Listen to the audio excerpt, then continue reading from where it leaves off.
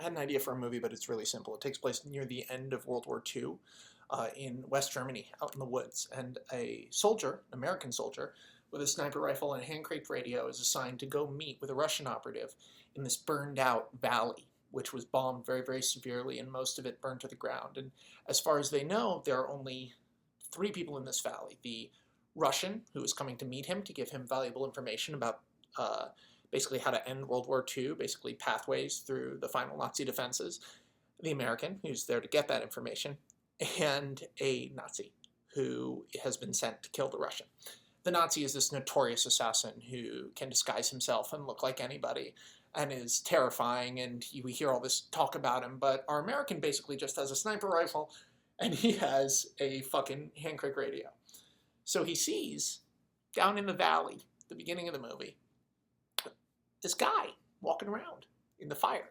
He's like, and it's a guy dressed in a way that's like, he's not a Russian, he's not an American, it's green and brown.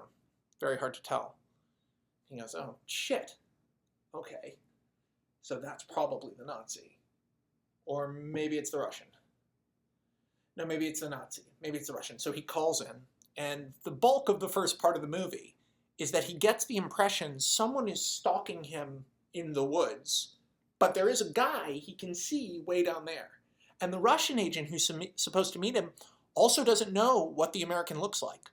So he's like, okay, so there's someone behind me somewhere. I keep hearing noises. And there's also a guy way down there who I can definitely see who I have the jump on. And he's communicating very, very carefully with Americans going like, I need information on the Russian agent. They're like, we can't give it to you over in case it's intercepted. No, I need to know what he looks like because there's a guy I'm looking at right now. Does he look like this? They're like, you shouldn't be saying what he looks like over this radio. You are giving yourself away if anyone's listening. And he's like, fuck, oh no. So finally, he gets down into like the burnt out town. So he's like right up on the mysterious guy. And he realizes there is another guy following him, definitely for sure. It's a very, very intense movie. It's beautiful and brilliantly directed by someone, please, a good director. And so he gets up on him. He's like, okay, we're like about halfway through the movie. And we've seen some flashbacks of the American guy in training, but most of his training has just been him as a sniper with no one else around him. It's been him learning how to do that, really enemy at the gates type shit. So he finally gets the ups on the mysterious guy, and it's confirmed to him through the radio, yes, that is the Nazi. You have the jump on him. Just take the shot. And he's like, okay. And he takes the shot, but he's not sure because the voice on the radio sounded different. And he was so like scared and intense that he's like, okay, true, and shoots him, hits the guy in the back, like through the butt. The guy goes down, laying in the snow. Our guy goes, okay, I'm going to work my way down to him. Starts to work his way down to him, and he gets the call in. Did you get a call? Because we were intercepted by someone. He's like, fuck. So he gets down there, and there's blood, but the guy he shot, who was the Russian guy, is gone. He's somewhere in the burnt-out town.